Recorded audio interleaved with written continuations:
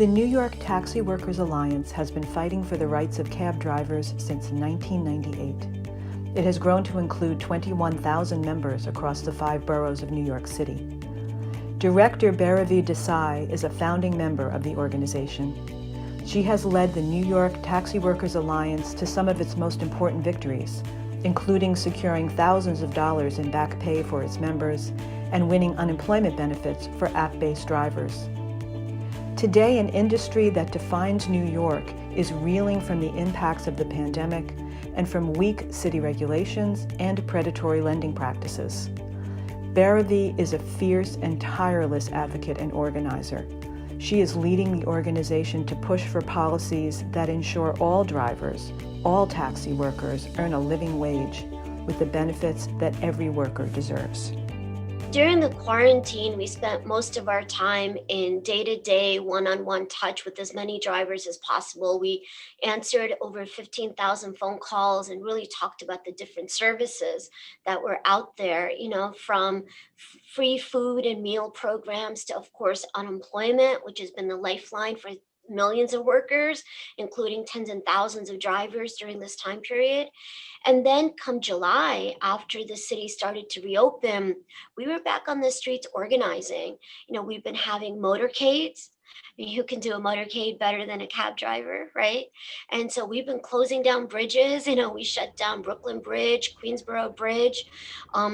We've been organizing for medallion debt forgiveness for about 3,000 owner drivers, yellow cab drivers who own the medallion and the vehicle, and are stuck in these predatory loans, very high debts, which would be impossible for people to make up, for most of them, for the rest of their lives. I owe 730,000.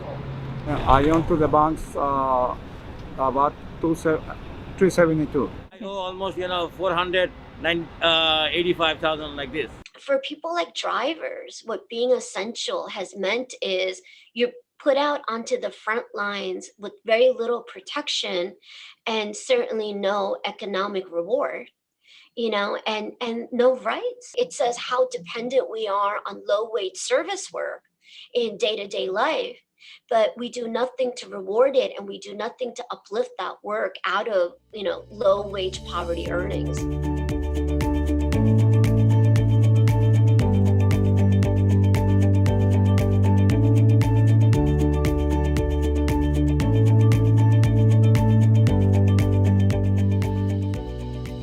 All of us on staff have all of these phone messages from our members, from emergency rooms or their hospital beds, and people having even left messages when they were basically under oxygen treatment, just asking us to look out for their families and to help them out financially.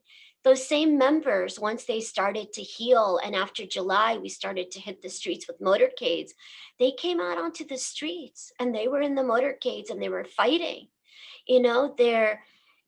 It's such a deep sense of resilience, right? Of people saying, I'm not going to give up. I'm not going to be demoralized. I'm not going to be discouraged. And I'm not going to let my poverty be used to silence me. For Taxi Workers Alliance, we've been really proud of the fact that the majority of our budget actually comes from membership dues. But during the quarantine, when our office had to be shut down, we've been in a situation where, we've just lost a lot of revenue because members haven't been able to come forward to us, and we're not able to do our proactive work for membership dues because we're responding to the crisis that people are in the middle of right now. So the Veatch grant was just critical. The Veatch grant was literally what allowed us to keep our staff on payroll in the middle of the quarantine. The process actually allowed us to reflect on everything that we had been working on, so it didn't feel like a burden. And really, at the end of the day, we were able to keep our staff on payroll because of the Veatch grant. And because of that, we were able to directly help over 25,000 of our members, people on our membership list, grow that membership list by another 4,000 and fight for unemployment, which eventually 45,000 drivers were able to take advantage of.